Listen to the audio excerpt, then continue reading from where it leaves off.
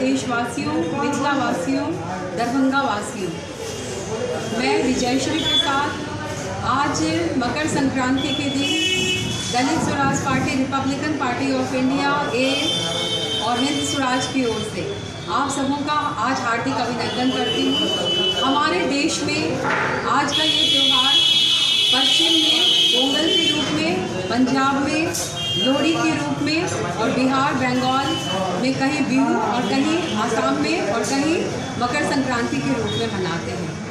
हमारा जो सूर्य भगवान, जिनको हम लोग भगवान के रूप में पूजते हैं, वो सूर्य प्राण है और ये जब इनका मकर राशि में प्रवेश होता है इसलिए इसको मकर संक्रांति का त्यौहार कहते हैं। और इसका संबंध कृषि से भी है।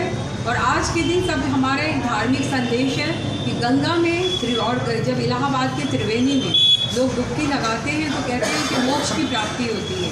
और सारे हमारे जो कर्मास हैं, जिसमें कुछ भी गलतियां हैं, हम अपने उस गलती को चाहते हैं कि वो उसमें कहीं न कहीं से वो गलती का पाप जो हमने, यदि हमसे भूल से भी भूल हुई हो तो प्रभु क्षमा करना। ये एक संस्कृति की बहुत बड़ा ये त्यौहार है। और कुंभ का जो होता है स्नान आज के दिन का बहुत महत्वपूर्ण है। मैं अपने देशवासियों से कहना चाहूँगी कि हमारे देश में आज़ादी के 1947 में जिस समय देश आज़ाद हुआ तो एक बहुत बड़ी, हमने कहते हैं कि गुलामी से छुटकारा प्राप्त किया। चाहे वो जिस तरह भी हमें आज़ादी मिली, उस आज़ादी के बाद हमें जो राष्ट्र प्राप्त हुआ उसमें हमारे कश्मीर की जो इतनी बड़ी समस्या क्रिएट हुई, उसको 1947 के बाद आज इतने वर्षों में उसको वापस दिलाने वाली जो सरकार हुई, आपको पता है कि धारा 370 और 35A को हटाने वाली कौन है? मोदी सरकार। जो बहुत बड़ा अधिकार था हमारे कश्मीर, हमारा मस्तक जो कोमा में था, उसको वापस दिलाया उन्होंने। उसके बाद उन्होंने अभी भगवान रामलला, जो यहाँ की भारतीय सभ्यता, संस्कृति, रामायण की पहचान है, हर घर में, जो कि इंडोनेशिया में भी मैं रही हूँ, वहाँ के घर घर में, जबकि वो मुस्लिम कंट्री है, उस देश में जब राम को इतनी पूजते हैं और आज भी वहाँ पे आप जान लेंगे कि जब बच्चे का जन्म होता है और वो हमारे मुस्लिम भाई बंधु के यहाँ जो मुल्ला आते हैं, कान में रामायण का ही अंश बोलते हैं। उस रामलला को के खुद के जन्म स्थान में जो इतना बड़ा बंदी बना हुआ था, राम का वो जन्म स्थान, उसको विमुक्त करने वाला कौन है? तो ये हमारी वर्तमान सरकार। तीसरा बात आपसे हम ये कहेंगे कि राष्ट्र हित में हमारी बहनों की एक बहुत बड़ी मांग थी 3 तलाक की समस्या। वो एक ऐसी समस्या थी जो रो रहा था हृदय उनका।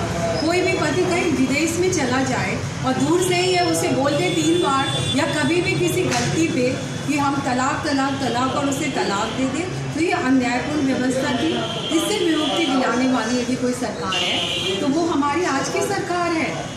ठीक है, मैं मानती हूँ कि हमारी जो भी सरकार आए हैं आज़ादी के बाद से प्रयत्नशील रहे हैं अपने देश को आगे चलाने में, लेकिन कहीं न कहीं कुछ ऐसी भूल जरूर हुई है कि आज जो किसानों की इतनी बड़ी समस्या जो उत्पन्न हुई है, जो हमारे किसान आज एकदम बैठ गए हैं दिल्ली में, इस तरह से इतने 1 महीना से ज़्यादा हो चुका है, ये लगभग 1.25 महीने का समय बीत चुका है और वो लोग एकदम दृढ़ निश्चय के साथ इस तरह अटे रहे कि उन्होंने कहा कि नहीं, हमारी इस मांग को आपको मानना ही पड़ेगा। और कितनी भी मीटिंग होती चली गई और वो उस मीटिंग में संशोधन के लिए तैयार नहीं है।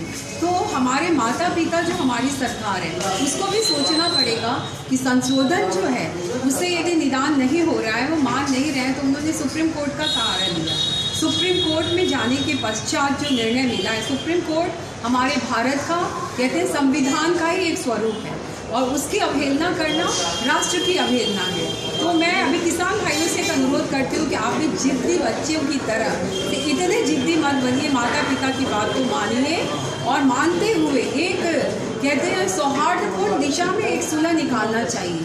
और मैं नहीं जानती हूँ और मैं ये कहती हूँ, मैं नहीं जानती हूँ कि हमारी सरकार इतनी गलत करेगी। ये मेरा विश्वास है, एक अटूट विश्वास है हमारा कि हमारा राष्ट्र के जो निर्णायक गण हैं अभी, जिनके लिए चुनाव दे के हमने उनको इस पद पे स्थापित किया है, वो त्रिमूर्ति ब्रह्मा विष्णु महेश की तरह रामनाथ कोविंद जी, वो हमारे प्रधानमंत्री मोदी जी और अमित शाह जी जो गृह मंत्री भारत सरकार, और उन तीनों को मैं के लिए मैं सादर अभिनंदन करती हूँ आज के शुभ दिन कि उनका निर्णय और उनसे मांग करती हूँ किसी भी रूप में आप लोग मुझे विश्वास भी है, उस विश्वास को, जनता का जो विश्वास है उससे दूर आप कभी नहीं होंगे, ये अटूट विश्वास है। आज़ादी की जो क्रांति चल रही थी हमारी, उस क्रांति की जो आहुति दी जा रही है इतने अच्छे स्वरूप में, उसको किसान के प्रति भी एक निर्णय बहुत अच्छे रूप में हो, उनके हित में हो। जय जवान और जय किसान का नारा सफल होगा तभी सीमा सुरक्षित होगा, हमारे किसान सुरक्षित होंगे, उनकी जो आर्थिक स्थिति की सुदृढ़ता से ही राष्ट्र का निर्माण होगा। और अभी जो मैंने चुनाव लड़ी थी, उस चुनाव में मेरी एक प्रमुख मांग था, वो ये था कि हर कृषि विद्यालय को IIT का दर्जा दिया जाए।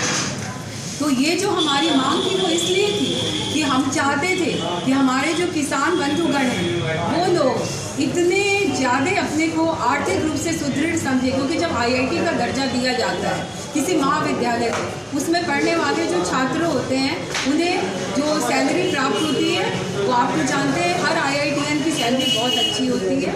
तो जब अच्छी होगी तो कृषि के क्षेत्र से हमारे बच्चे जुड़ेंगे, हमारे देश का जो भविष्य है। तो हमारे नौ पीढ़ी से भी मैं हार्दिक अनुरोध करती हूँ कि अभी देश को बरगलाने की कोशिश करने वाले तत्वों से दूर हट के राष्ट्र निर्माण में आप लोग जय हिंद की पुकार सुनिए और राष्ट्र निर्माण में वंदे मातरम को जीवित करिए, क्योंकि जब वंदे मातरम आप कहते हैं तो वो जो भारत माता है उसको आप नतमस्तक करते हैं। और भाव ये रखिए कि हम देशभक्त पैदा हुए हैं, देश पे मर जाएंगे, मरते मरते वतन को हम जिंदा मगर कर जाएंगे। हर भारतवासियों का यही जज्बा, यही आत्मविश्वास अपने प्रति और अपने माता पिता, अपनी सरकार के प्रति होनी चाहिए।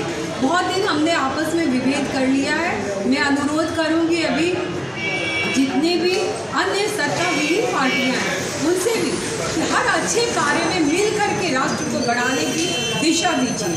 अभी जो कोरोना महासंक्रमण से विमुक्ति के लिए जो वैक्सीनेशन आया है 16 तारीख से, वो वैक्सीनेशन पूरे राष्ट्र में जिस तरह से दिया जाएगा, सरकार की बहुत बड़ी बधाई के पात्र है हमारी सरकार, जो पूरा विश्व उनकी इस चीज़ की सराहना कर रहा है। तो हम राष्ट्र के लोग इससे कैसे विमुक्त हो सकते हैं?